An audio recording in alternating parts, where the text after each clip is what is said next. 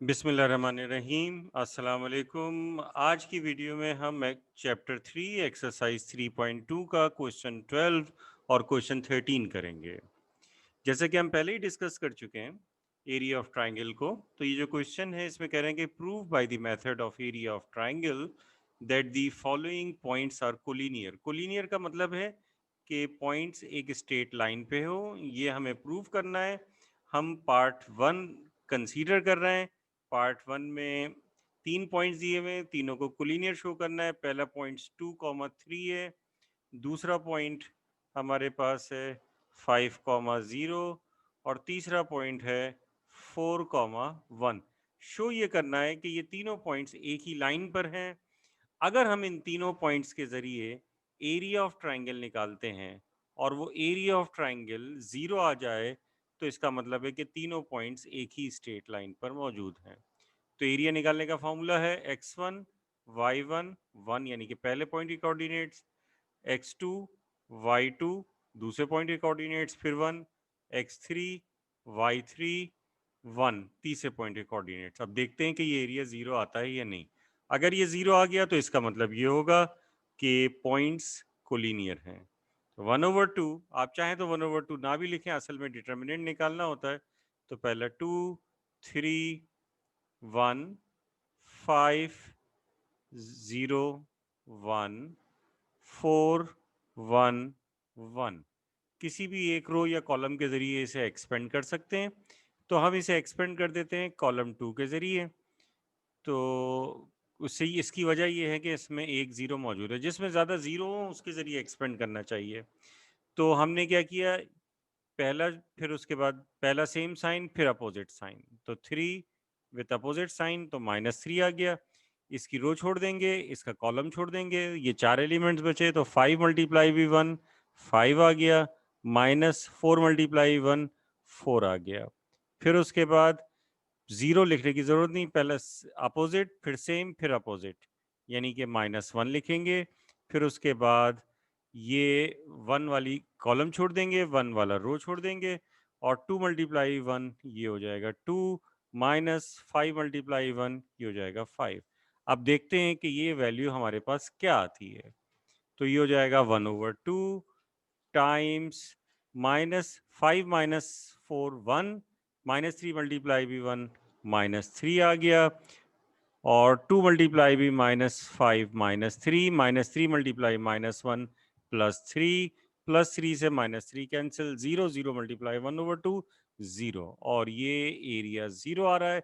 इसका मतलब ये हुआ कि तीनों पॉइंट्स स्ट्रेट लाइन पर मौजूद हैं, यानी कि the given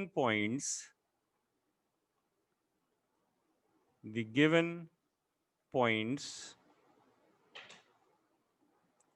are कोलिनियर। ये पॉइंट्स कोलिनियर हैं। अब इसके बाद नेक्स्ट क्वेश्चन देखते हैं। नेक्स्ट क्वेश्चन भी ट्राइंगल के एरिया से रिलेटेड है।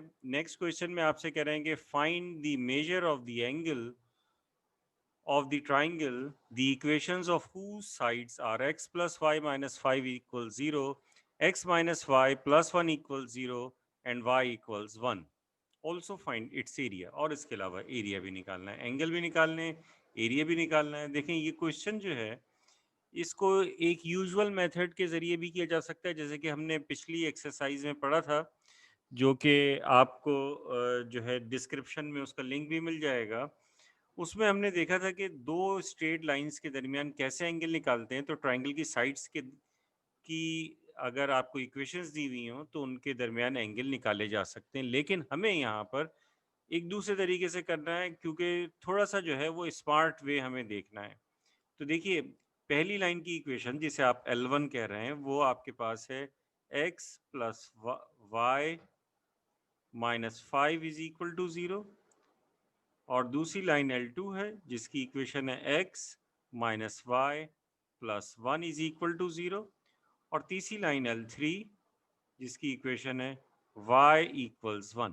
देखिए, इसमें बहुत सारी चीज़ें आपको नज़र आ रही हैं, जैसे कि इन दोनों लाइंस को देखें, लाइन L1 और L2 को, तो इनके कोएफिशिएंट्स जो हैं इनके अपोजिट सेम है, but with opposite sign. y का कोएफिशिएंट अपोजिट साइन में है और जो मैग्नीट्यूड है इनका इक्वल है, तो आप देखिएगा कि इनका स्लोप का प्रोडक्ट -1 होगा, यानी दोनों एक दूसरे के परपेंडिकुलर होंगी। और ये y is equal to some constant है, तो इसका मतलब है कि ये एक हॉरिजॉन्टल लाइन की इक्वेशन है। तो ट्राइंगल की जो 3 साइड्स दी हुई हैं उनमें खास किस्म का रिलेशन आपको खुद ही नजर आ जाएगा। ठीक है, तो अगर आप चाहें तो इस तरह से जो है वो देख सकते हैं, जैसे कि ये हमने एक ये साइड आ गई, दूसरी जो है ये साइड आ गई, तीसरी जो है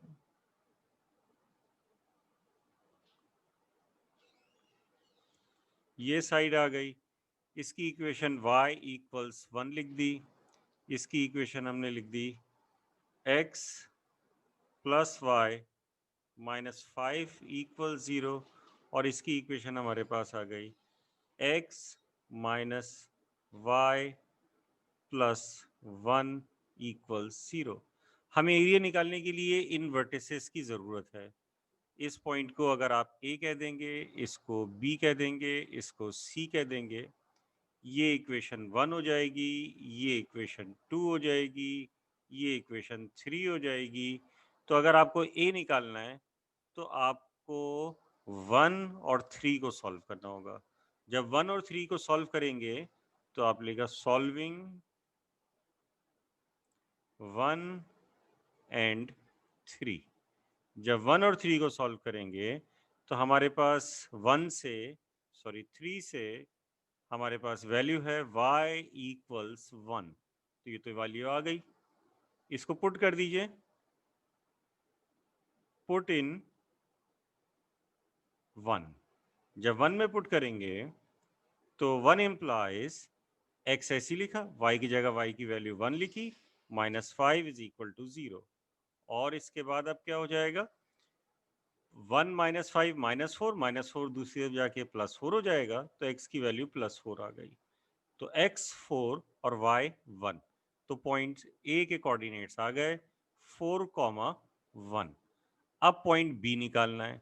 B इन दोनों का पॉइंट ऑफ इंटरसेक्शन है, यानी कि 2 और 3 का। तो B के लिए आप क्या करेंगे, सॉल्विंग 2 एंड 3, 2 और 3 को सॉल्व करेंगे। तो 3 से पहले आपने लिया, 3 इम्प्लाइज y इक्वल्स 1, और फिर इसे पुट कर दें, पुट इन 2। अब 2 इम्प्लाइज 2 को लिखेंगे, तो ये वाली जो इक्वेशन 2 है इसको लिख रहे हैं, x ऐसी लिखा, y की जगह लिखा -1 प्लस 1 इज इक्वल टू 0। तो फिर इसके बाद ये +1 से -1 कैंसिल, x की वैल्यू 0 आ गई। तो b के कोऑर्डिनेट्स में x की वैल्यू 0, y की वैल्यू 1, तो 0, 1 ये आपके पास पॉइंट B आ गया।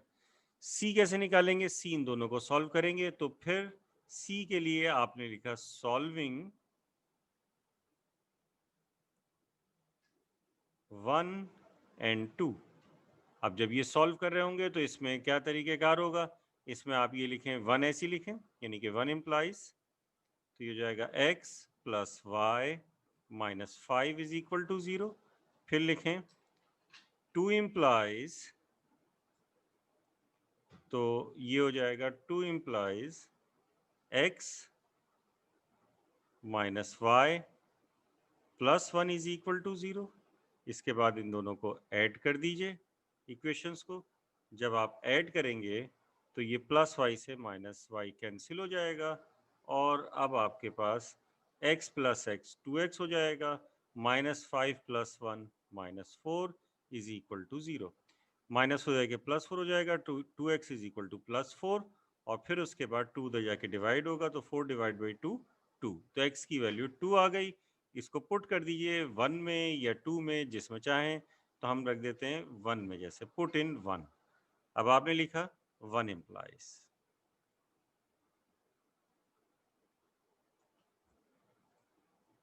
तो इक्वेशन 1 इम्प्लाइज, तो 1 आपके पास है x की वैल्यू रखेंगे 2 प्लस y की जगह रखे y ऐसी रहेगा, फिर उसके बाद -5 इज इक्वल टू 0। तो 2 - 5 -3 हो जाएगा +3 हो जाएगा, तो y की वैल्यू आ जाएगी +3। तो इस तरह से आपने पॉइंट सी के कोऑर्डिनेट्स भी निकाल लिए, जो कि जिसकी x वैल्यू आपके पास कितनी है, x वैल्यू है 2 और y वैल्यू आपके पास 3 है। अब आपसे कह रहे हैं कि इसका एरिया निकालें। ठीक है, एरिया निकालने के बहुत सारे तरीके होते हैं, क्योंकि मैंने बताया था कि ये दोनों एक दूसरे के परपेंडिकुलर हैं। ठीक है, ये दोनों एक दूसरे के परपेंडिकुलर हैं क्योंकि इनके स्लोप का प्रोडक्ट -1 होगा, जो कि नज़र आ रहा है। ठीक है, अगर आप इसके स्लोप को कह दें ये m1 है, चलें इसे m1 कह दें, इसे m2 कह दें, इसे m3 कह दें। तो m1 0 होगा क्योंकि लाइन x एक्सिस के पैरेलल है। x एक्सिस के पैरेलल कोई भी लाइन होती है उसका स्लोप 0 होता है। ठीक है, m2 कैसे निकालेंगे? m2 निकालने का तरीक़ाकार ये होता है कि coefficient of minus coefficient of x upon coefficient of y। तो कोएफिशिएंट ऑफ x 1 है, कोएफिशिएंट ऑफ y -1 है, तो m2 जो है वो +1 आ गया। इसी तरह से m3 निकाल लीजिए, ये होता है coefficient of x minus coefficient of x upon coefficient of y, तो 1/1 यानी कि -1। तो आपको नज़र आ रहा है कि ये 1 है, ये -1 है, तो इनके प्रोडक्ट -1 है, तो -1 होने की वजह से 90 डिग्री है। ठीक है, तो इनके कह रहे थे कि इंटरनल एंगल निकालने थे, तो एंगल C ये आपके पास तो क्लियरली 90 डिग्री आ जाएगा। ठीक है, तो ये आपने 90 डिग्री जो है वो निकाल लिया। एरिया निकालना है, एरिया निकालने के लिए या तो ये डिस्टेंस हो, ये डिस्टेंस निकाल लें और फिर उसके बाद एरिया आ सकता है, लेकिन एरिया का हमारे पास फॉर्मूला भी है। तो एरिया निकालने के लिए आपने क्या किया, दो एंगल निकालने से पहले हम एरिया निकाल लें। तो एरिया निकालने के लिए 1/2 जो एरिया का फॉर्मूला है x1 y1 1, तो x पहला a लिखेंगे तो 4 1 1, फिर 0 1 1, फिर उसका 2 3 और 1। अब इसे एक्सपेंड कर देंगे कॉलम 1 के ज़रिए, तो ये हो जाएगा 1/2 और फिर उसके बाद 4 लिखेंगे, इसकी रो छोड़ देंगे, इसका कॉलम छोड़ देंगे, इसकी रो छोड़ देंगे, 1 × v1 1 माइनस 3 × v1 3, फिर 0 लिखने की ज़रूरत नहीं, फिर +2 और इसकी रो छोड़ देंगे, कॉलम छोड़ देंगे, तो ये जाएगा 1 - 1। ये तो 0 हो जाएगा, 1 - 3 -2 हो जाएगा, -2 × 4 हमारे पास हो जाएगा -4 × -2 × 4 -8 होगा, -8 डिवाइडेड बाई 2 -4 हो जाएगा, क्योंकि हम एरिया हमेशा पॉजिटिव में लिखते हैं, तो ये एब्सोल्यूट -4 लिखेंगे जो कि +4 होगा। ठीक है, तो ये इस तरह से हमने एरिया निकाल लिया। एक एंगल हमारे पास आ गया है, एक एरिया आ गया। अब बकी एंगल निकालना है, ये वाला एंगल निकालेंगे। तो ये वाला अगर आपको इस तरह से ये एंगल चाहिए तो इस लाइन की इक्वेशन, ठीक है, तो ये एरिया अगर आपको चाहिए तो इस लाइन से इस लाइन पर एंगल है, तो इस लाइन से इस लाइन पर एंगल है, तो इसके स्लोप में से इसका स्लोप माइनस होगा। आपको याद होगा, मैं यहाँ फॉर्मूला लिख देता हूँ, ये मुझे जगह नज़र आ रही है इसी जगह। तो 10 थीटा, अगर आप इसे θ1 कहते हैं एंगल सी को, और θc θa, और ये हो जाएगा θb। तो 10 θa बराबर होगा m2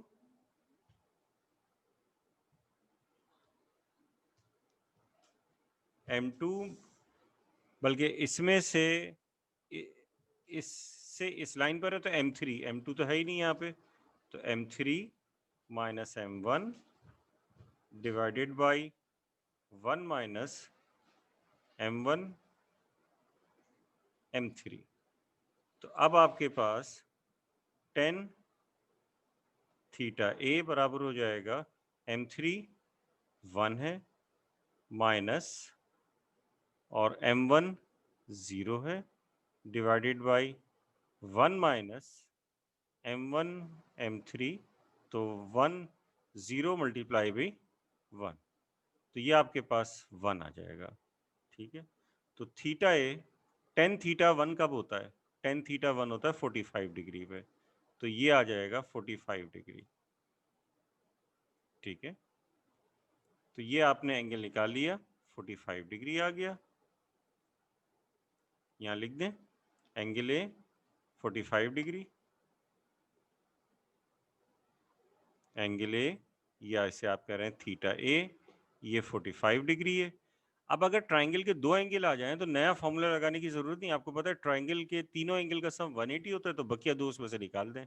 तो थीटा बी जो कि एंगल बी है, ये हो जाएगा 180 माइनस 90 माइनस 45, इनको सबको डिग्रीज में लिख दीजिए। तो अब आपके पास ये आ जाएगा 45 डिग्री। तो इस तरह से ट्राइंगल के तीनों एंगल्स आ गए और ट्राइंगल का हमारे पास एरिया आ गया।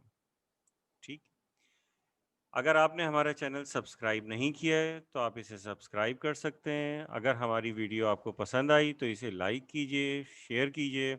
अल्लाह हाफिज़।